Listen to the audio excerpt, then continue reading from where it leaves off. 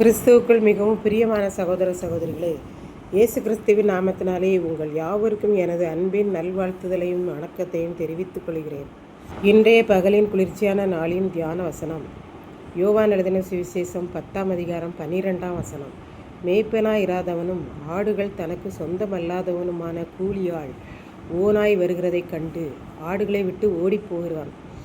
அப்பொழுது ஓநாய் ஆடுகளை பீறி அவைகளை சிதறடிக்கும். இயேசு யூதர்களாகிய பரிசேயர்களிடம் பேசிக் கொண்டிருக்கிறார். நானே ஆடுகளுக்கு வாசல். என் வழியாகத்தான் ஆடுகளாகிய நீங்கள் தொழுவமாகிய பரலோகத்துக்கு செல்ல முடியும்.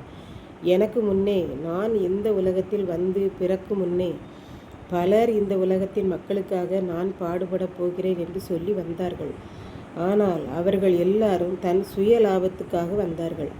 அதனால் ஆடுகள் அவன் சத்தத்துக்கு செவி கொடுக்கிறதில்லை. நான் தான் வாசல். என் வழியாய் தொழுவத்துக்குள் செல்லுகிறவன் பாதுகாக்கப்படுவான். அப்படிப்பட்டவனுக்கு ஆத்மீக ஆகாரம் அனுதினமும் கிடைக்கும். கள்ளன் மற்றவர்களுடைய பொருள்களை அபகரிக்க வருவான். பொருளை கொடுக்க மாட்டேன் என்று கள்ளனிடம் நாம் சண்டை போட்டால் அவன் நம்மை கொன்றுவிட்டு நமது பொருளை எடுத்து செல்வான். ஏனென்றால் அவன் மற்றவர்களை கொல்லவும் அவர்களை அழிக்கவும் தான் வருகிறான். ஆனால் நான் ஆடுகளாகிய மக்கள் புது ஜீவனை பெறவும் மக்கள் நிறைவானவர்களாக வாழ வேண்டும் என்ற எண்ணமுடையவராய் வந்தேன் என்றார். இந்த உலக மக்களுக்கெல்லாம் நானே நல்ல மேய்ப்பன், வழி நடத்துபவன். நல்ல மேய்ப்பன் ஆடுகளுக்காக மக்களுக்காக தன் உயிரை கொடுக்கிறான் என்றார்.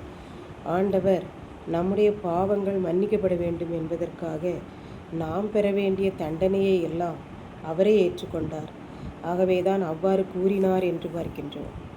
மக்களை சரியான பாதையில் நடத்தாதவன் தன்னை சுற்றியுள்ள ஆடுகள் தனக்கு சொந்தமல்லாமல் கூலிக்காக ஆடுகளை மேய்க்கிறவன். காட்டில் ஆடுகளை மேய்த்து கொண்டிருக்கும்போது திடீரென ஒரு ஓநாயோ ஒரு சிங்கமோ கரடியோ வந்தால் கூலியாள் தன் உயிரை காப்பாற்ற ஓடி ஒளிந்து கொள்வான். ஆடுகளை பற்றி அவன் கவலைப்பட மாட்டான். ஏனென்றால் ஆடுகள் ஒன்றுமே அவனுக்கு சொந்தமானதல்ல. ஆகவே ஆடுகளை அவன் பீறி கொன்று போட்டால் நாம் சிங்கம் வந்தது, ஓநாய் வந்தது, நான் என்ன செய்ய முடியும் என்று எஜமானிடம் சொல்லி தப்பித்து விடலாம். எனக்கு சம்பளம் தானே முக்கியம், மற்றவைகளை பற்றி எனக்கு என்ன கவலை என்று கூறி பொறுப்பற்றவனாய் இருப்பான் என்று இயேசு கூறினார். இப்படித்தான் ஒருவர் ஒரு வீட்டை அழகானதாக கட்டினார். உள்ளேயும் வெளியேயும் விலையுயர்ந்த வர்ணம் பூசி தரையெல்லாம் அழகானதாக போட்டு சுற்றிலும் பாதுகாப்புக்கான சுவர் எழுப்பி அழகாக வீடை கட்டினார். அதே குடும்பமாக வசித்து வந்தார். திடீரென அவருடைய பிள்ளைகள் வெளிநாட்டில் இருப்பதால் அங்கே வந்துவிடுங்களப்பா என்று கூறியதால் தான் வசித்து வந்த வீட்டை பாதுகாக்க வேண்டும் என்று எண்ணி ஒரு நல்ல குடும்பத்திற்கு வாடகைக்கு கொடுத்தார். என் வீட்டை பத்திரமாக பாதுகாத்து கொள்ளுங்கள், நாங்கள் கண்டிப்பாக செல்ல வேண்டியது இருக்கிறது என்று கூறி நம்பிக்கையோடு சந்தோஷமாக சென்றார். ஒரு வருடம் கழித்து மீண்டும் தன் வீட்டுக்கு வந்தார். அவரையே அவரால் நம்ப முடியவில்லை. இது என் வீடுதானா என்று நினைக்கத்தக்க அளவுக்கு அந்த வீடு இருந்தது. சுவர்களிலெல்லாம் கிறுக்கப்பட்டு இருந்தது. வீடு ஒழுங்காக சுத்தப்படுத்தப்படாமல் கடுமையாக பாதிக்கப்பட்டு இருந்தது. இவைகளையெல்லாம் பார்த்ததும் அவருக்கு மனம் தாங்கவில்லை. அந்த வீடு சரியாக பராமரிக்கப்படாமல் ஏன் இருந்தது என்று சொன்னால், வீடு தன்னுடையதல்ல, நான் தான் மாதந்தோறும் வாடகை கொடுத்து விடுகிறேனே, நாம் இந்த வீட்டில் குடியிருப்பது மட்டுமே என் வேலை, மற்றபடி வீடு சேதமடைவதை பற்றியெல்லாம் எனக்கு கவலை இல்லை என்று எண்ணினான் என்று பார்க்கின்றோம். இதைத்தான் நம் இயேசு கூறினார். பொறுப்பில்லாதவன் இந்த வீடு எனக்கு சொந்தமல்ல என்று நினைத்து அலட்சியமாக கூலியாளாய் இருப்பவன் என்று. இதை கேட்டுக்கொண்டிருக்கும் எனக்கன்பானவர்களே, இன்றைக்கு நாம் நல்ல மேய்ப்பர்களாக நம்மை சுற்றியுள்ளவர்களை சரியாக வழிநடத்துபவர்களாக இருக்கின்றோமா என்பதை சிந்தித்து பார்ப்போம்.